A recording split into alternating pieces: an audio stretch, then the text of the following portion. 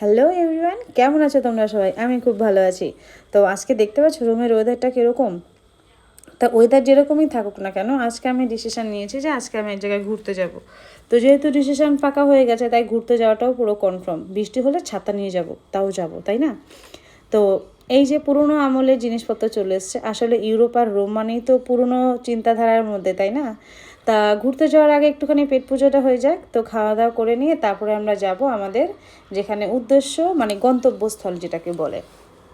তো আজকে খাওয়া দাওয়ার মেনুতে ছিল আমাদের চিকেন চপ, মানে যেটাকে ইন্ডিয়াতে কি বলা হয়, গ্রিল মুরগি যেটাকে বলা হয় সেটা, আর হচ্ছে গিয়ে উইথ নান। আর ভাই বলেছিল আমি এখন খাবো না, আমি আমি ইসে খাবো, কি যেন বলে, বিরিয়ানি খাবো। আচ্ছা ঠিক আছে, ও খুবই বিরিয়ানি আর আমরা খাচ্ছিলাম চিকেন চপ আর নান। তো আমরা খাওয়া দাওয়া শেষ, এবার যাচ্ছি আমরা গন্তব্যস্থলে। আসলে রাতের ইউরোপটা না দেখতে একটু অন্যরকম লাগে, তাই না? দিনের বেলা একরকম লাগে। এখানকার ছবি কিন্তু আমি এর আগেও অনেকবার ছেড়েছি কিনা মনে নেই, মনে হয় ফেসবুকে ছেড়েছি, ইউটিউবে ছাড়া হয়নি। যেহেতু ইউটিউবটা আমার নতুন, তাই ইউটিউবে ছাড়া হয়নি। এই জায়গাটার ছবি আমি ফেসবুকে অনেক প্রায়শই দিয়ে থাকি, কিন্তু ওই সময় একরকম লাগে আর রাতের এই জায়গাটা যেন অনেক সুন্দর লাগে। আসলে রোমের ঐতিহ্যই তো তোমার এই, মানে রোমের ঐতিহ্য মানেই তো পুরনো জিনিসপত্রের একটা বিষয়, সেই জন্যই আরও বেশি বেশি আরও পপুলারিটি বেশি।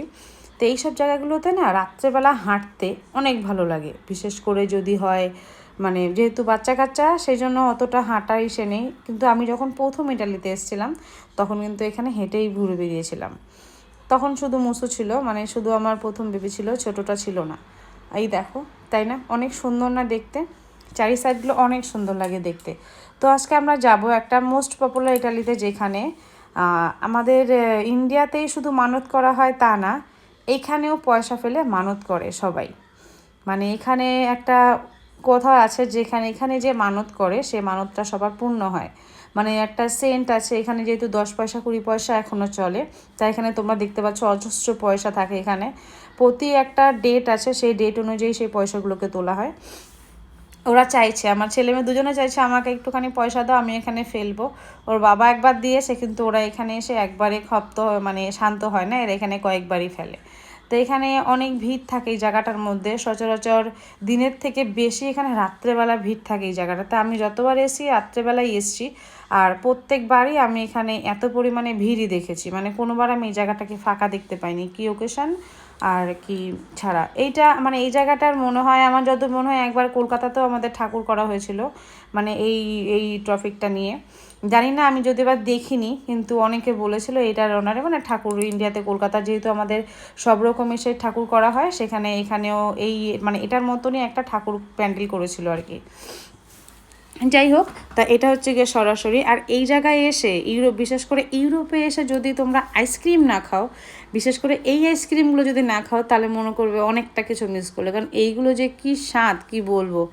আমি মানে যখনই যাই তখনই তো মানে আইসক্রিমটা আমার কখনো মিস হয় না। এই জন্যই বলবো, যারা ইউরোপে ঘুরতে আসে বা আসো, তারা অবশ্যই অবশ্যই পরিমাণে এই আইসক্রিমটা তোমরা একবার খাবে, তাহলে বুঝবে যেটা কত স্বাদ খেতে। আমি তো সচরাচর সবসময় খেয়ে থাকি, যেহেতু কুচকে কাছকে ঠান্ডা লাগে, সেই জন্য ওদের থেকে লুকিয়ে চুরিয়ে খাওয়া হয়। আর আইসক্রিমটা মেয়েদের একটুখানি বেশি ভালো লাগে, তাই না? আমার মনে হয় আমার মতন অনেকেই আছে যে আইসক্রিম তারা অনেক পছন্দ করে। আমার মেয়ে তো একেবারে একদম প্রথম লিস্টে থাকে সে আইসক্রিম নেওয়ার ক্ষেত্রে।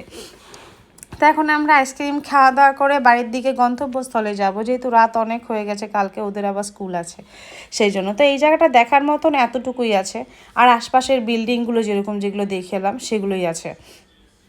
তো এখানে আইসক্রিম খাওয়া দাওয়ার পরে আমরা একটুখানি সাইট সিনগুলো হাঁটতে হাঁটতে তোমাদের সঙ্গে দেখাবো। এই যে লাস্ট এটা একবার দেখিয়ে নিচ্ছে, এবার আমরা বাড়ির দিকে হাঁটা ধরবো, কেননা বেশি রাত হয়ে গেলে আবার অনেক রাস্তা জাম হয়ে যায় কিংবা বন্ধ করে দেয়। এখানে হচ্ছে যে কিছু কিছু কসমেটিক্স যে ইউরোপের যে সেগুলো আছে, সেগুলো এখানে রাখা হয়। যারা যারা দূর থেকে আসে, দূর দূরান্ত থেকে আসে, তারা কেনাকাটা করে। কিছু চাবি জিনিস আছে, যেরকম কলিসিওর আছে, আরও অনেক অনেক জায়গার কলিসিও। তারপরে আপনাদের ইটালিতে যে আমাদের একটা, যেটা আমাদের ফ্ল্যাগ হয়ে থাকে, সেই ফ্ল্যাগের ইসেতে অনেক এগুলো, যে কলিসিওর থেকে শুরু করে সবগুলো চাবি রিংগুলো এর এখানে মোটিভেশন করে রাখা আছে। আসলে আমরা বাঙালিরাই মনে হয় রাতে বেরোতে মনে হয় ভয় পাই, কিন্তু এইখানে ইউরোপের এই জিনিসটা পুরোটাই উল্টো। মানে বিশেষ করে সামারের দিকে এখানে না মানে রাত্রেবেলা প্রচুর লোক বেরোয়, মানে রাত্রি 1টা 2টা, যেহেতু সন্ধেই হয় 9:30-র সময়, 9টা 9:30-র সময় সন্ধে হয়, 1টা 2টোর সময় এদের কাছে কিছুই না, মানে 1টা 2টো পর্যন্ত বাইরেই সচরাচর থাকা হয়। ইভেন এখন আমারও অভ্যস্ত হয়ে গেছে রাত্রি 12টা 1টা পর্যন্ত বাইরে থাকা। এটা সামারই, যেহেতু সামার মাত্র এখানে 2 মাস থাকে সেই জন্য আর কি। আর এই দেখুন সামনে কি সুন্দর সুন্দর পেন্টিং, এগুলো এখানে অনেকে হাতে বসেও পেন্টিং করে জানো তো, মানে রাস্তার নিচে বসে বসে অনেকে আছে যেগুলো খুব সুন্দর করে পেন্টিং করে, আর এগুলো খুব চলে, প্রচুর পরিমাণে বিক্রি হয়। মাঝে মাঝে মনে হয় আমি যদি একটু ড্রয়িং করতে পারতাম, আমিও এরকমভাবে ইনকাম করতে পারতাম। আসলে ইনকাম করতে কার না ভালো লাগে, তাই না? ইনকাম করতে সবার ভালো লাগে, আমার তো অনেক ভালো লাগে। আমার এমনি ভালো লাগে, মানে বরের পকেট থেকে নিতে বেশি ভালো লাগে, আমি এটাতেই কমফোর্টেবল আর কি। এই যে এইসব বারগুলো, এই বারগুলো তো প্রচুর পরিমাণে ভিড় থাকে রাত্রেবেলায়, কি আর বলবো, বলার কিছু নেই, এখানে প্রচুর পরিমাণে ভিড় থাকে। আর কদিন পরে আরও ভিড় হবে, মানে যেহেতু সামারটা স্টার্ট হচ্ছে আস্তে আস্তে, এখানে সামারটার মধ্যে বেশি ভিড় হয়। আর এই দেখুন এখানে যে ডিনার লাইটগুলো, মনে হয় যেন আমাদের সেই ইনেতে ল্যাম্পো জ্বালিয়ে পড়তে বসতাম, মনে আছে ঠিক সেই রকম। এই যে লেট নাইট বাসগুলো এরকমভাবে চলে যায়, দেখে মনে হয় একটুখানি এখানে চুপ করে দাঁড়িয়ে দাঁড়িয়ে ভিডিও করি, কিংবা কত ভিডিও করব। কিন্তু আসলে আর না অত কিছু মনেই হয় না, আসলে যেন মনে হয় এদিক সেদিক শুধু দেখি, এরকমটাই মনে হয়। আসলে আমরা যখন এগুলো কল্পনা করতাম, মানে ইউরোপটা কীরকম হয়, যদিও কোনোদিনও কল্পনাতেও ইউরোপ ছিল না আমার, তারপরেও মানে বইতে যেরকম ইউরোপীয় সভ্যতা সেগুলো কিছু কিছু তো পড়েছি, তখন অনেক কিছু মনে হতো। আসার পরে মনে হয় যেন আগে কেন আসিনি, তাহলে তো আরও অনেক কিছু জানতে পারতাম, দেখতে পারতাম। আসলে যারা থাকে তাদেরকে এরকমই মনে হয়, তাই না? তো এখন টাটা, বাড়ির দিকে রওনা হচ্ছি, আস্তে আস্তে শহর থেকে গ্রামের দিকে ঢুকে যাব। এটা তো মেন সিটি, তাই না? মানে এটাই হচ্ছে গিয়ে সবাই নামার পরে যেই রোমটার মধ্যে আসে, মানে মেন সিটি যেটাকে বলে, এটা হচ্ছে গিয়ে মেন সিটি। আমরা একটুখানি ভেতরের দিকে, তো এই জন্য একটুখানি আমাদের গ্রাম্য সাইড মনে হয়। গ্রাম্য সাইড যদিও বা না, তাও মনে হয় আর কি বললাম, মানে এইখানের তুলনায় আমরা যেখানে থাকি সেটা একটুখানি অন্যরকম। এই যে আস্তে আস্তে প্রবেশ করে যাচ্ছি, এই দেখুন এক কাকা সাইকেল চালাচ্ছে, তোমার দাদার গাড়ির থেকেও আগে চলে যাচ্ছে। তখন আমি তোমার দাদাকে বলছিলাম, দেখছো কত সুন্দর সাইকেল চালাচ্ছে, সাইকেল চালিয়েও আগে চলে যাচ্ছে, আর আমি এত পেছন পেছন যাচ্ছি। তো এইটুকুই ছিল আজকে আমার ভিডিও। ভালো লাগলে প্লিজ সাবস্ক্রাইব করে দিও, আর যারা ফেসবুকে থাকো তারা আমাকে একটুখানি লাভ লাইক দিয়ে দিও। ওকে, টাটা।